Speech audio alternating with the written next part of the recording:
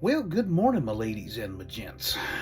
Welcome to Sunday, which means we're due for episode 10 of our gripping series of Coffee and Kits. Whoopee. It's my take on model cars and coffee that Paul over at Left Coast Model Car Builds puts on, and basically talking about kits you've built in the past. And I thought this week I finished the 76 Dodge Dart, and I put in, interestingly enough, a turbocharged Slant 6 in it. Josh over at VCG Resins has got them on there, and there's actually room for it except for the top, and I probably could have done a little bit better job with things, but hey, I learned and I figured out, and so used to the cylinders being upright instead of slanted off to the side that I did the charge tube from the turbo over to the intake, which has EFI, and I got a little bit of an angle when it should have been a little bit flatter, but oh well. Still looks cool. Anyway, I'm going to go ahead and get this turned around, and I also have a shout out for Jeff over at Jeff's Model Garage. He sent me a couple of shop cards and a couple of stickers, and I thought I would show them off as well over at Jeff's Model Garage. Go check him out. He recently he's hosting. Start that. Excuse me. He only second cup of coffee.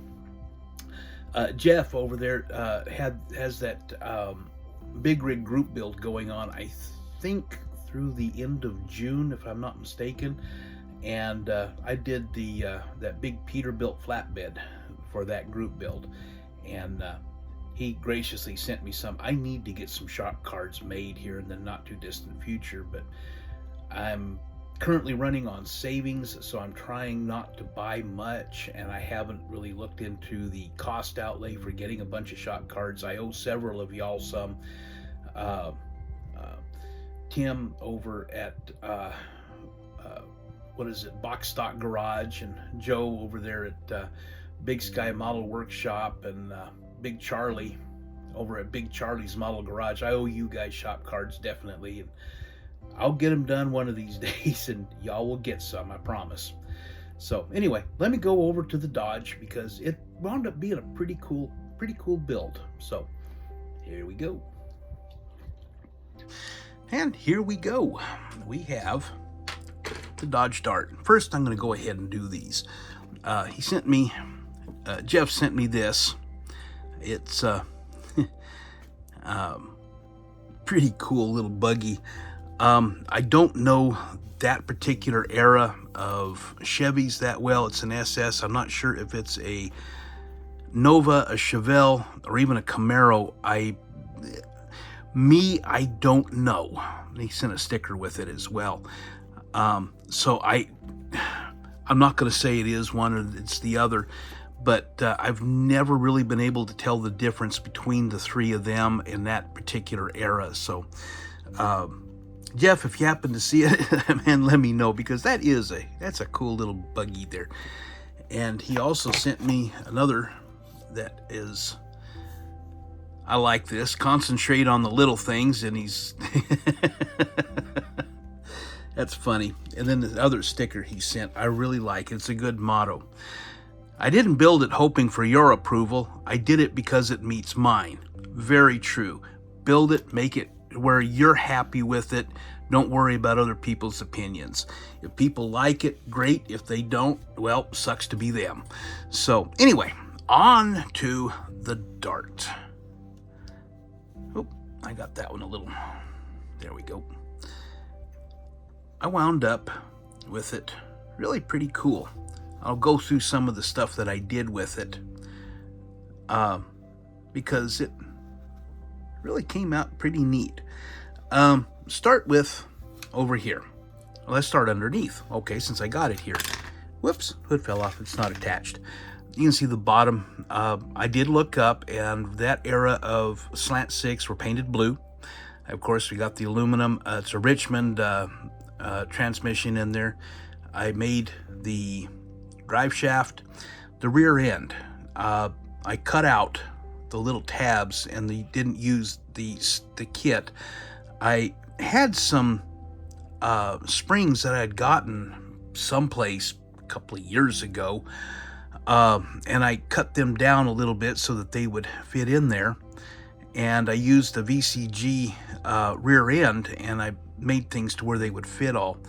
The wheels are from, I believe it's MCV or MVC. I don't remember. I'll have to look it up, and I will post that.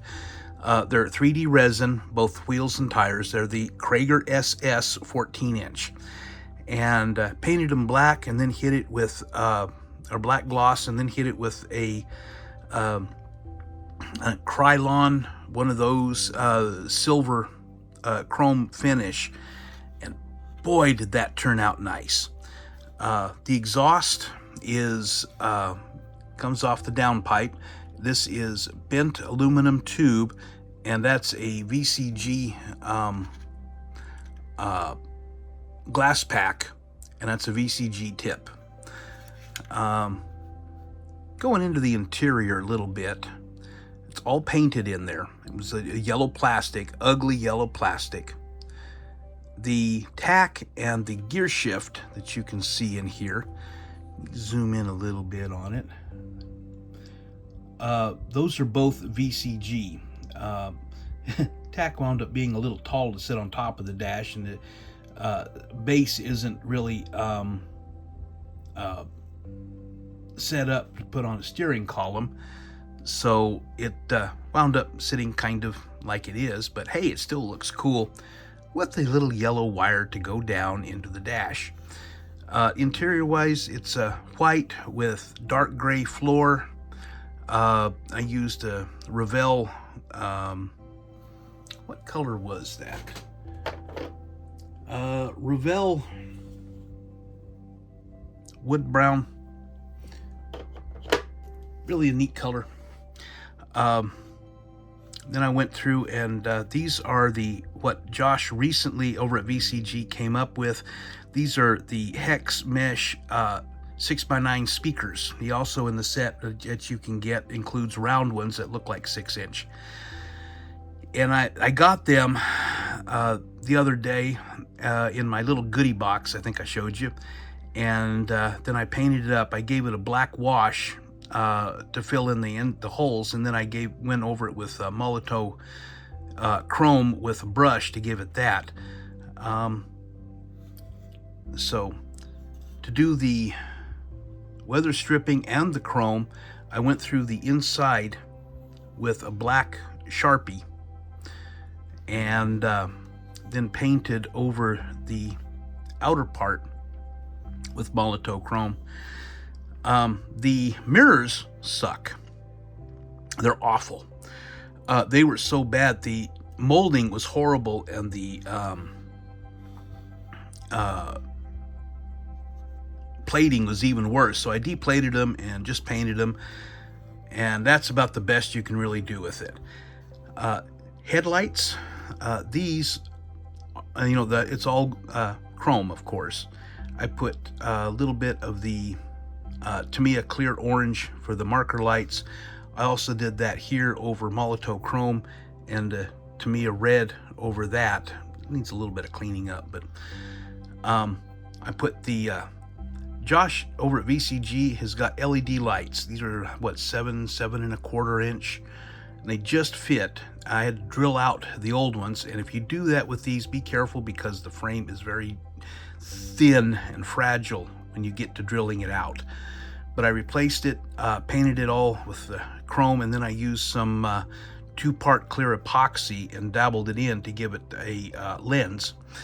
And in here, I've got a VCG Wildwood